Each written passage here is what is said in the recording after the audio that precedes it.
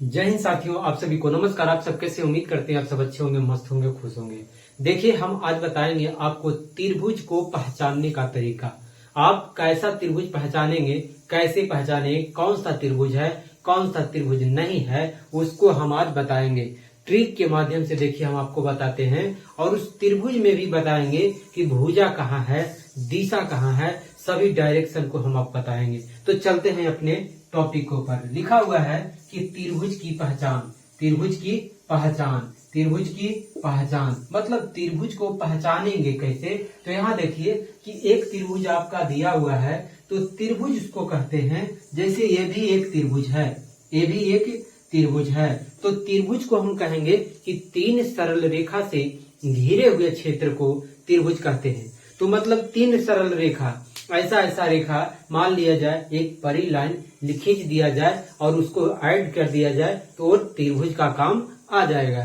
जैसे तीन सरल रेखा, एक सरल रेखा, दो सरल रेखा और तीन सरल रेखा, ये तीनों सरल रेखा को मिला दिया जाए तो आपका बन गया बाबू त्रिभुज। आपका क्या बन गया? त्रिभुज। तो मतलब तीन सरल रेखा से घिरे हुए क्षेत्र को क्या कहते हैं? तो त्रिभुज कहते हैं। आपको त्रिभुज समझ में आया कि तीन सरल रेखा से घिरे हुए क्षेत्र को क्या कहते हैं? तो त्रिभुज कहते हैं। अब वही देखिए कि ये त्रिभुज तो है, लेकिन त्रिभुज कौन सा त्रिभुज है, इसको हम पहचानेंगे। और 10th में एक चीज पूछ देता है कि त्रिभुज से रिलेटेड आपको बहुत सारा फॉर्मूला बनेगा। जैसे हम यहाँ जो त्रिभुज पा रहे हैं, ये त्रिभुज जो है, जैसे एक सरल रेखा, दो सरल रेखा और तीन सरल रेखा, तीनों सरल रेखा को मिला दिया गया तो क्या बन गया? त्रिभुज बन गया। क्या बन गया? त्रिभुज बन गया।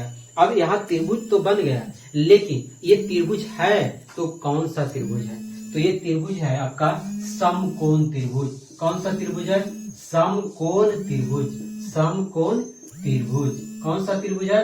तो समकोण त्रिभुज है। अब यहाँ देखिए, समकोण त्रिभुज है, लेकिन तो समकोण त्रिभुज किसको कहते हैं? जिसका एक कोण 90 डिग्री का होता है। जिसका एक कोण कितना डिग्री का होता है? 90 डिग्री का होता है। कितना डिग्री का होता है? 90 डिग्री का होता है एक कोण। तो एक कोण 90 डिग्री का होगा, बाकी दो कोण कितना डिग्री का होगा?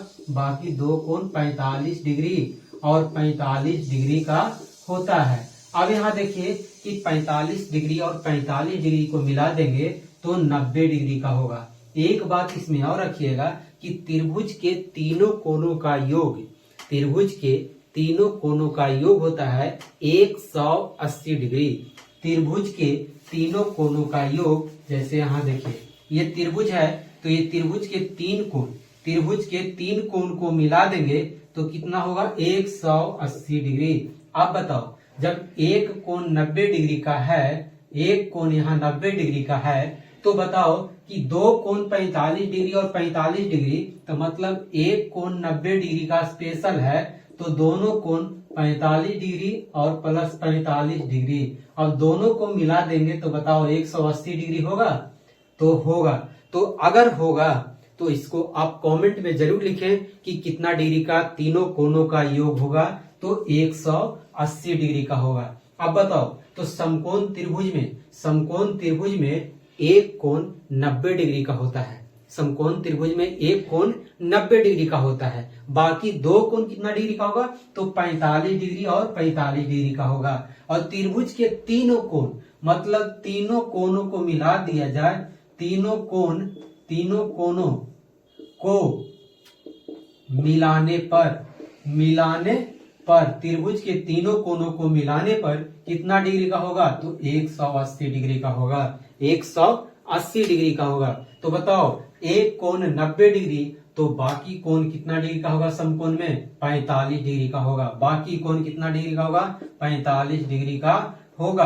अब बताओ, एक कोण अकेले 90 डिग्री और प्लस 45 डिग्री, तो 45 या 45 90, और 90 या 90 180 हुआ। आपको कैसा लगा? तो बताओ, एक कोण 90 डिग्री का, बाकी दो कोण 45 डिग्री का होता है। कौन सा त्रिभुज में? तो समकोण त्रिभुज में। कौन सा त्रिभुज में? समकोण त्रिभुज में। अब इसी त्रिभुज में आपको पूछता है कि समकोण त्रिभुज में कर्ण कौन है, लंब कौन है और आधार कौन है। तो हम आपको बता देते हैं कि कर्ण सबसे बड़ी भुजा होता है, तो सबसे बड़ा भुजा ये है, तो ये हो गया कर्ण। और जो लंबा रहेगा उसको बोलेंगे लंब, उसको क्या बोलेंगे, लंब। और जो नीचे वाला भुजा है उसको बोलेंगे आधार। क्या बोलेंगे, आधार। तो अब बताओ, तो कर्ण हो गया आपका सबसे बड़ी भुजा, लंब हो गया जो आपका लंब डाला गया वो है लंब, और एक छोटी भुजा होता है जो नीचे होता है बेस के रूप में, आधार। अब बताओ, तीनों को मिला दिया जाए, जैसे कर्ण को, तो कर्ण को हम डिनोट करते हैं एच से, और हाइपोटेनियस अब P से परपेंडिकुलर और B से बेस। मतलब लंब कर्ण को हम किससे करेंगे, तो H से करेंगे, लंब को करेंगे तो P से करेंगे, और आधार को करेंगे तो B से करेंगे। तो बताओ ये आपको कैसा लगा। आपको समकोण त्रिभुज को पहचान कर लेने के लिए सीखे कि नहीं सीखे, आप सब कमेंट में जरूर लिखें कि आपका ये क्लास कैसा लगा। आप सभी को बहुत बहुत धन्यवाद। आप हमेशा इसी तरह से आगे बढ़ते रहिए। आप सभी को बहुत बहुत धन्यवाद।